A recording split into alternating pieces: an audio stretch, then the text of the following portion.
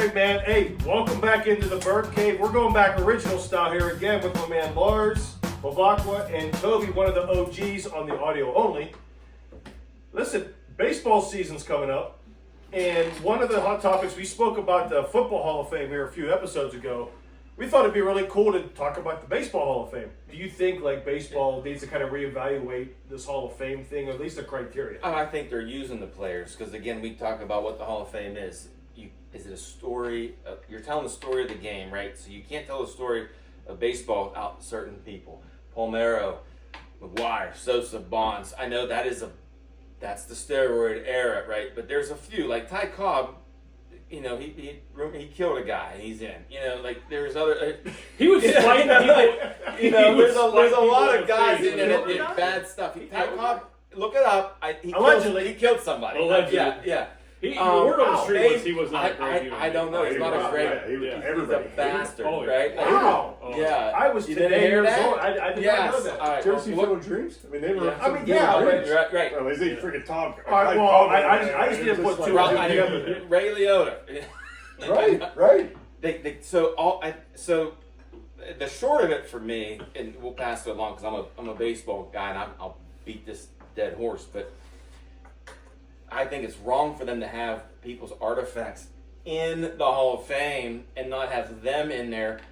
You're just drawing people for money to go to Cooperstown, and we're going there with my son. He's 12U this year, and he's going to play baseball there, and we're going to all do the tour. But you're not going to put the person's, what do they call that? Off the head, the bust in there. But you'll go and see Bonds' home run ball and the bat, and it's highly hypocritical. And you're talking about the number 73 ball is there. Is that what you're saying? Yeah. To your point, if the artifacts are there, you're kind of like in the bigger than the bust, in my opinion. Yeah. You know, you put a uniform in that he wore. You put a bat. You know, Pete Rose's bat that he broke Ty Cobb's hit record in is in the Hall of Fame.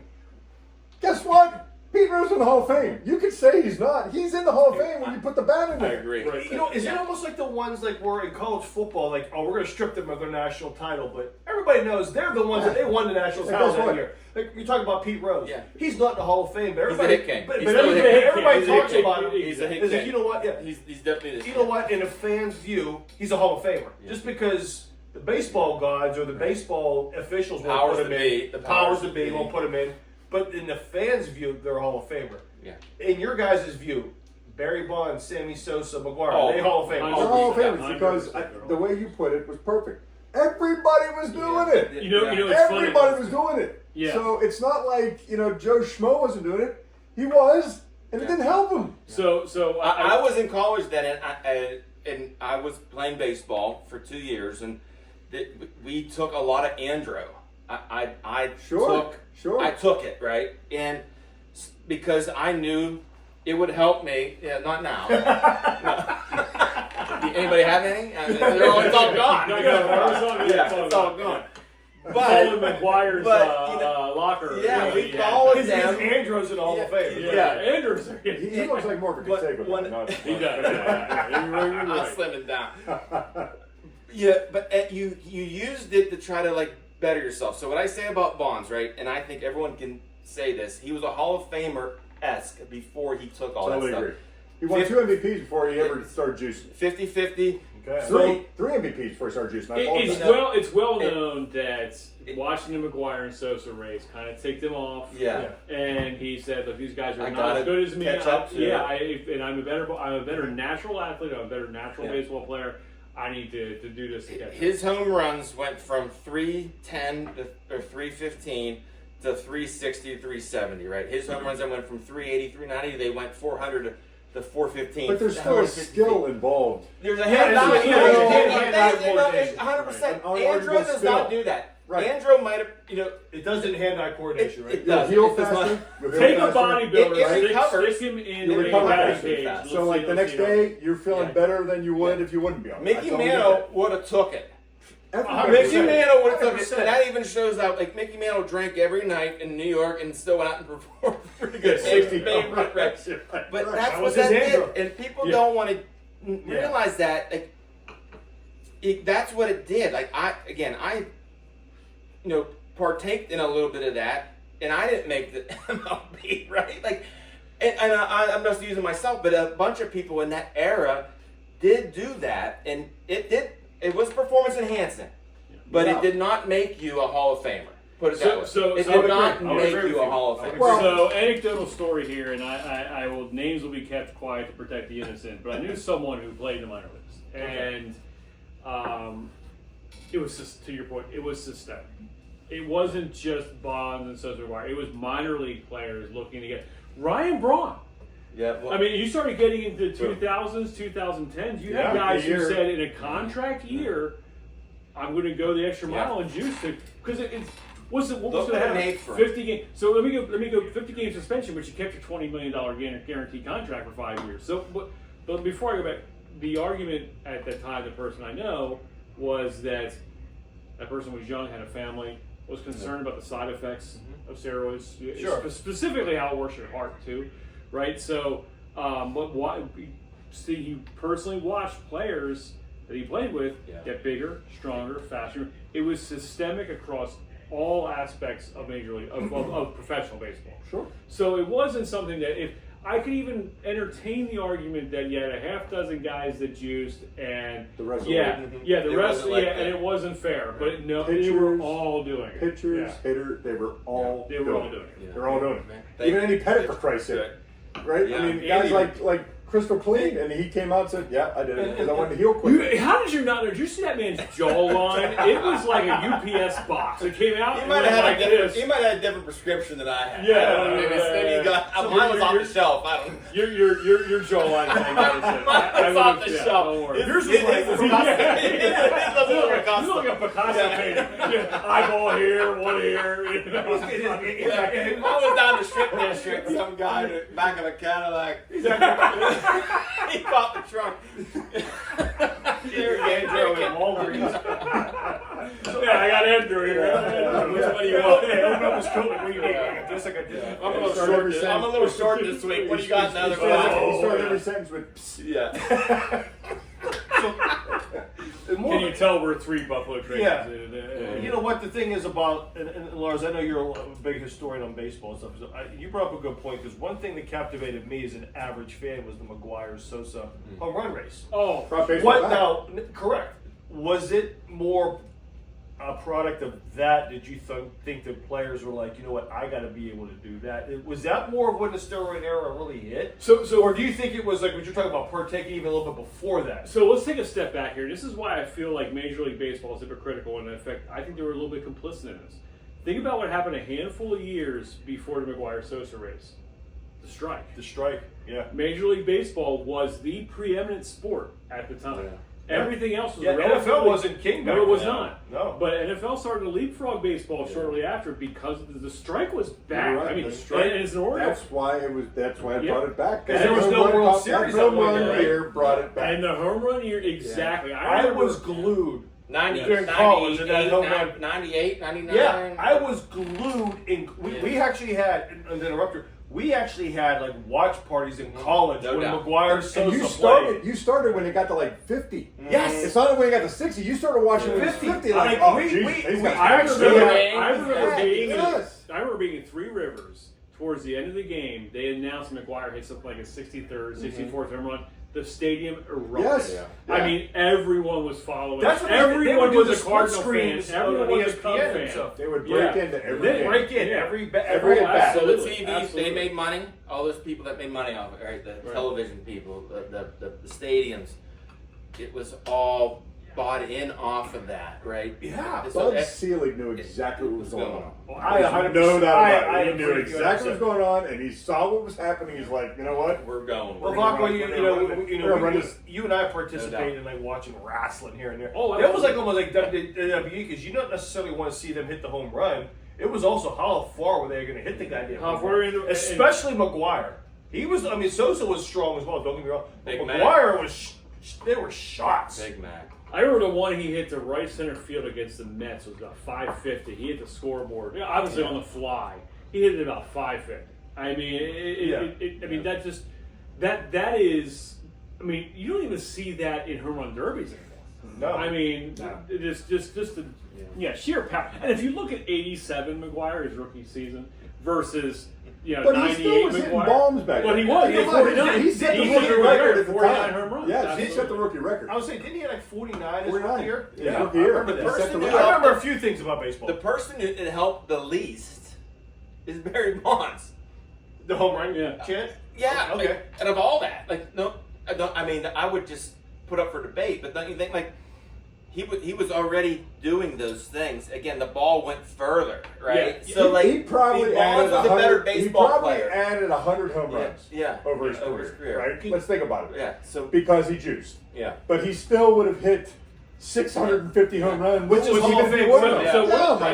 So for those who maybe don't follow baseball as closely, if you look at Bonds' home runs, obviously that's a big stat that sticks out. Look at his walks. Mm-hmm. During that 2-3 year era, nobody was interested in pitching. I mean, even Greg Maddux. That's actually one of the best pitchers of all time. I think he was Tony Gwynn. He was Tony Gwynn, but a home run hitter. Yes. So Greg Maddux, who's probably one of the most studious and best pitchers of all time, said that Barry Bonds was the easiest batter to pitch to because you threw 4 balls and just went to the next guy. Yeah. That's what, and that was the truth. And it was hard for him probably to throw 4 balls. He probably had his. It was probably an intentional walk. Stottlemyre walked him intentionally with the bases loaded. Yeah, bases loaded. Yeah. Exactly. He was the best all-around baseball player in our time. I think so too. Yeah. And just to talk about how good Greg Maddux was. And he had a horrible arm, dude, in left field. Like, he was not. He did not have a great arm. tool. He did not have a great arm. 5 tools. But who's counting? But listen, I would take him any day on my team. Right. But yeah, he was definitely a must-see on that too. But no doubt. From the Hall of Fame, I know, Lars, you were talking about more some of the statistics. You were talking about like how many people get into Baseball Hall of Fame year and year. I mean, is that something that like? I know the NFL sometimes, I think when they have their yearly quota, if you will, sometimes you do get the Hall of pretty good. Yeah. Baseball seems to be the one where it's like, if there's nobody in it, they will not put you in. So allow me to break had years, I believe, they've not inducted anybody. Yeah. So I'm going to break in here. So we can talk in more detail about the breaking news with Bavacqua. So the that was a horrible one. It was pretty bad. But I want to kind of break some across the big 4 sports in North America. I'm not worried about how many people get into the World Highlight Hall of Fame or anything like that. But National Baseball Hall of Fame, average number of players inducted per year, 3.1. Now, and then you have to understand, this is taking into account legacy ball players after the Hall of Fame was hockey, 3.8, basketball between 4 and 6. This is annually. Baseball, 5 to 6. Football, 5 to 6. So baseball is clearly the hardest of the big 4 by a sizable margin of getting into it. It's a very hard, and we're getting the details about. See, I like that there's not like every year they have to put 5 guys. So many in. Right. But so compare it real quick to football and other sports. Are they categorized that we talked about? Are they coaches and players? Because some people said Pete Rose never did anything wrong when he was a player. He gambled and he was a coach, right? It wasn't when he was a player. No, you're right. As far as we know. As far as we know. But you're right. Yeah, but no, you're right. It is. It was. But that's an important distinction because we don't know who all did steroid officially. And we don't know who all did steroid. Barry Bonds is a coach. We know that Rafael Palmeiro did not. It did not do it. Right? Remember? I did not. So that's what I want to know. How was that categorized? Because Barry Bonds, they let back in baseball to coach the Florida Marlins, and we went back and coached hitting. Yeah. So how is that okay? It's highly hypocritical. It's wrong. You're supposed to hold coaches to a higher standard, right? Yes. Yeah. Baseball has always been a pompous sport. Seems so dirty to me. Okay. First of all, we were talking in another segment about Hall of Fame for football and writers and media and stuff. I mean, in baseball, it is like 100 times worse. As far as legacy and it started back in the very first Hall of Fame in '33. Like it's always been the media, and it's totally going to be how do you treat me and how they are totally pompous. They know they hold the keys to the kingdom, Yep. and they are gonna hold it as a cudgel over the players. And if you're someone they didn't like, It's not a good word, man. yeah. So I don't even know what it means. The only thing you can compare Spygate or Deflategate from the Patriots to is to the Houston Astros sign stealing, right? Yeah. And who was part of that team whenever they were doing sign stealing was Carlos Beltran. Carlos Beltran is up for Was he? Yeah, Yeah. absolutely. He was one of the ones that. I thought he was like the early Astros. No, he was in the nitty gritty and down and dirty of So it. that you're talking about that kind of a little bit hypocritical there. Because I think he's a Hall of Famer. Well, he made on it. the This field. is his first year. See what happens. Beltran, Andrew Jones, Yeah. and then the legacy was contemporary era was Jeff Kent. So they're in or they're up for it. They were elected last year. They'll be put in 26. So they're in. Yeah, It's like they tell you in 25 and then you get in 26. Yeah. So like I love Andrew Jones and the Braves back then. Again, obviously they're tough competitors against the Pirates. Andrew Jones was awesome when he was younger. Like his first 5 years, he had 2 home runs in the first 2 games of his He was World 19 Series. years old. Unbelievable, 19 years old. First Think 2 World about that Series games. in baseball more so than football or basketball, especially. You were bringing guys out of high school. Like you had to go through an elaborate system of minor league baseball. Andrew Jones was 19 years old, hitting home runs in the World Series. First 2 games of World Series, he hit home runs. and I think what you get skewed with baseball and football and pros and even college don't play both ways, but in baseball, you can get in for being a really good defensive player. Absolutely, Bill Mazeroski. And An average hitter. Yes, and in football, I mean you're either your offense and defense, right? So It's like more football, specialized, it's more specialized. Yeah. So you talked about the reporters being very feudal, right? They're very strict, kind of like I think baseball obviously has the strongest players union. I think almost the writers have kind of like the same thing, right? And I think maybe their Hall of Fame requirements, if you will, might be probably are a lot more stringent than say football or something like that. So, Lars, you were talking about before we started recording here about the baseball requirements or what they want for a Hall of Famer. It's pretty strict. Yeah, it's a so there is the most you could be on a ballot is 10 years, and after 10 years You're done. You're done. That's Wow. it. If you don't get in, you're done. To stay on that ballot, you have to get at least 5% of the vote from the committee. If you don't get 5% for 1 year, you're done. That's it, and you're out, and you're not going to be back on it again. But you get 10 years, so it's a 10-year window is all you get. Wow. From the first time you're on a ballot, you have to get 5% of the vote, and then you can maintain for 10 years. So And at if the you end fall off 5%, you can't get back on, even though you're within that that's 10-year it. window. You're done. You're done. So that part's a little tough. I will say I do like the 10-year window. No one mystically gets better 45 years after they've retired. You're right. You know what I mean? And again, Because you almost think it's almost like a. Well, that's the it's a trophy type of thing, right? We could go back real quick to the NFL. We Right. talk about the backlog of receivers. We talked about because they'll kind of pigeonhole them in here. There's Tim Brown and T.O., Reggie Wayne. Lynn Swan and John Stallworth. Yeah, they Stay close to home. They were never in the first Yeah. consideration. It was like 10 years after. So they have it is when they lined got up. Baseball, and you're. And bias is its strongest I in did its not know recency, right? So typically, a player's not going to get voted in, you would think, thinking about the human dynamic, 30, 40 years after they've retired because the recency bias is gone. Some of those. Well, it seems like baseball writers live forever, but the recency bias. There's be turnover and individuals who didn't watch so and so play. Baseball writers take Andrew too. They think Andrew too. Yeah.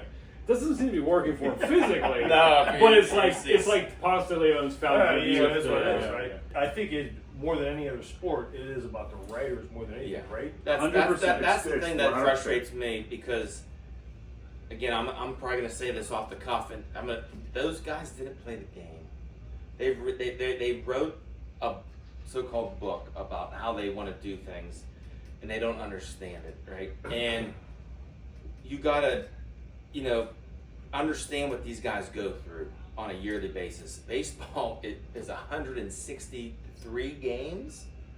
You know what I mean? Yeah. It's the longest you play more games than anybody in any sport. Is hockey not 163, right? Or 62? It's 80. It's 80 something, right? 82. So you're half, 82. right? And basketball is probably 84, the closest thing to that, 84, right? the same. It's 84. Yeah, So and you know, I'm- it's hard on your body, and that's what happened. That's when this started. Was when this health kick came in, early 2000s. They said, how does your longevity? How can you affect that? And it's this creatine, protein, andros, steroids. What is not steroids? Right? I don't know what I put in my body. The cream. The stuff changes year to year. Yeah, right? but if that's the baseball dynamic of it is the longevity. That's half a year, really, looking at the days that they play baseball. And it's really, those guys, if you make the World Series and it's over in November, they get the rest of November, December, January, and they're reporting back to February, camp. yeah, in months. February. 3 months off. Yep. So it is hard on the body. It's hard on the mind too. I without getting too deep into the weeds, I played highly competitive baseball in my younger years. Not at that level, but I played 80 plus games in a summer, and it was a mental grind.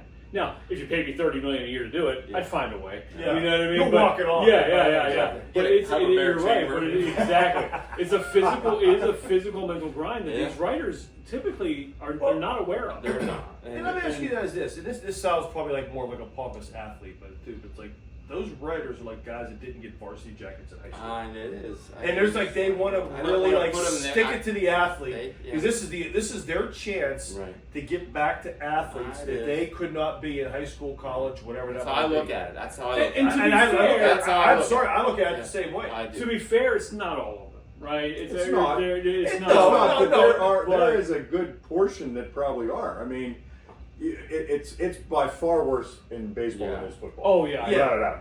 I mean, grudges are held forever. Kurt Schilling, good example. The sock with the blood on it. Mhm. Everyone knows the picture of that, right?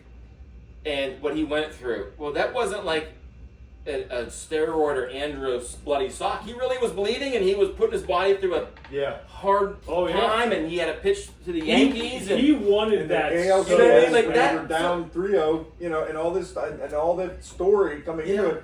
There was a ton of pressure on him. He wasn't using it. You could clearly see he wasn't using anything. I mean, Jesus. He definitely was not. So, I mean, and But the thing is, like, because that's what I'm talking about. Like, other players have done it. Now they're going to point to the fact that now we have to question everybody.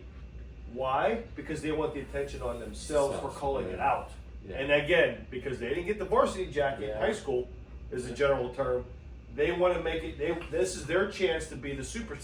stick it. They're superstars with the pen and paper versus actually on the field. I have the power now, right? Yeah, Exactly.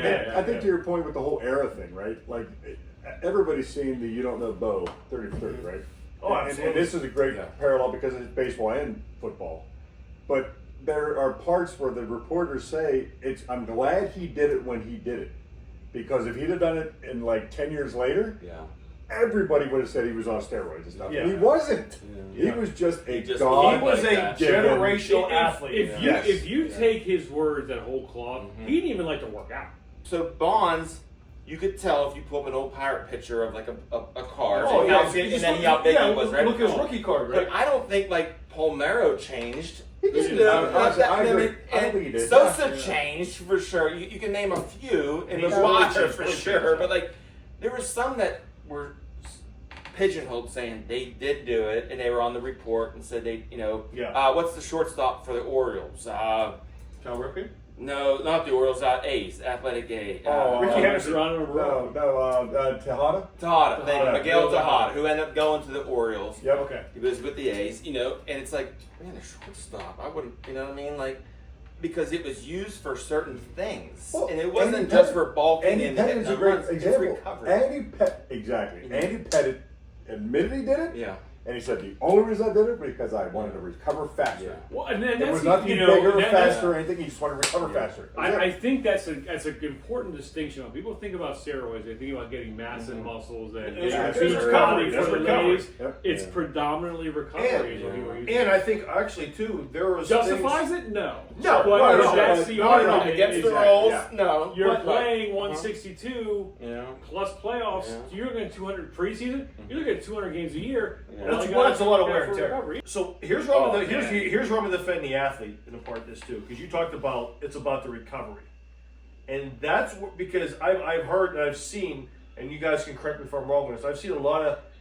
players that got busted for steroids because what they were using was really kind of recategorized as a steroid, because they were using it to recover.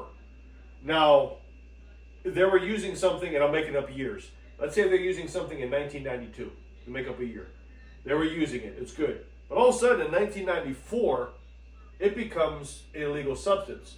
So people using it retroactively were now busted for steroids. But they were using it to heal their bodies. Because baseball, more than anything, is a marathon sport. Absolutely. I don't know. I mean, people think, you just after you're playing. I mean, like you said, whether it's mental or physical, getting your body ready to play 5 days a week for 6-7 months, you need that recovery. What did they used to take in the 70s? Wasn't it like uppers or whatever? They were like in like candy bowls. Like it was like Pop 'em in the- amphetamines or something. Like they just pop them in just to get that. Well, that's the the thing. jolt. The steroids is really not like a thing. So you have like D-ball, you have Winstraw, you have all these other categorized things that fall in. Steroids is like a defined illegal substance, or it's not defined. It's an illegal substance. Yeah. So like you said, like they had these uppers that were they picked like Tic Tacs, right? Seriously, like, that's and what it totally could they be did. caffeine pills, Adderall, something, right? My buddy's a big race car driver, Bob Welch, shout out. Bobby, what's You up, know, brother? and he said he's at a disadvantage when he goes up there because he knows that these guys are taking these Adderall pills and they're super focused. Well, that's like a steroid. That would be a steroid, And right? you know what? An advantage, Here, I guess, to add a layer of complexity to this, players look for opportunities and they petition for exemptions. Yeah. So going back to the Orioles, my favorite team, Chris Davis. He Yeah. would take Adderall. Crushed it. Crush Davis. Crush Davis. I love that. I love that guy. Yep. But I don't think I've ever seen a more precipitous drop off in production God. Oh, between a player between 1 year and the other. Yeah. And it had to do with he was cleared with. I'm not saying 100%. I'm sure there's other factors, Right. but he was cleared for Adderall 1 year, was not cleared for Adderall the next. And he went from a guy hitting 50 home just runs focus to in general. 150 strikeouts. Yeah. You know, Yeah. and so there's a lot of layers to There's this. stuff I'm out. not justifying Yeah, steroid I use. know. I'm just saying there's layers of complexity. Yeah. And I think the MLB could either use it as justification for their actions, or how they turn a blind eye to it. Mhm. But it's more intricate and detailed than you think. Yeah, like I would be more worried about a guy that took steroids that was a middle linebacker, Ray Lewis, let's just say. Let's say he took it. 100% claim. I will die on that hill. As a running back, and I'm gonna meet him instead of a pitcher, throwing the Barry Bonds on steroids and hitting the ball in like the safety factor of the sport. Let's just say, right? Like you're talking about someone that is trying to physically harm you as a linebacker or whatnot, and this guy's just trying to recoup his muscle strength from a workout from before. Yeah, there's let's just different say. things of different mean? layers of it. Yeah. I want to close off this Hall of Fame / steroid discussion. Yeah. I want to give everybody 30 seconds. Okay. What's the one thing you would change about the Hall of Fame process in baseball? I'll go first. You can It's say very change easy. one. It's the 85 mile an hour, no two-seam fastball down the steroid era. You got to look at these players and allow them in on merit. That's just me. Yeah, I mean that's hard to follow up. I totally agree with that. I would categorize probably outfield by itself and infield, and kind of combine that into era, because you have the live ball era. We talk about like the steroid era, and there's a live ball era You're talking about more like 87 was a big one. Yeah. 87 Is the live ball was a big era juice more like ball when they era. were using turf? Is that what you're talking about? No, No. like the The ball ball changed. actually- The Oh, ball oh. actually changed. Maybe one a little tighter. Yeah. Oh, and okay. stuff. So it Yeah, goes a yeah, little it's further. 39 homers Yeah, and I 87 get that. juice That's a ball. good point. Same with None, the ball. none of that is 49. really discussed. Yeah, very good point. It probably is in the Hall of Fame. I'm going to see it this year. It's my first time going there. But I think it has to be. You don't have to broadcast it, but I think Yeah. the voters have to take that into consideration because, Yeah. again, you're comparing apples to oranges at times. You can't let something happen. 10 years is a long time. So, I think the shorter you make it, you compare apples to apples. I like it. Oranges to oranges. It's a very good point. Very good point. I think that right now it's all baseball writers who vote. And I think that there should be some sort, and it's something that, like, I think you have to be a baseball writer, or not in the Baseball Writers of America, but you have to be a baseball writer for 10 years. Then you get on the Baseball Writers of America, and you can have like a lifetime subscription, basically. I think there has to be something with, legacy players, maybe players who are in the Hall of Fame. Because I know the NFL, they have Hall of Famers that are on committees. Yeah. Not necessarily letting the final vote or anything like that, but they set parameters or let the initial finalists, because it's like 150 people in the NFL that are initially started, and then they start getting weeded down before it gets to the committee. Okay. I think there has to be some baseball, some beyond just writers that are weighing in on who's on these ballots. Yeah, I like it. Yeah, I do like the fact that it is I like that it's hard.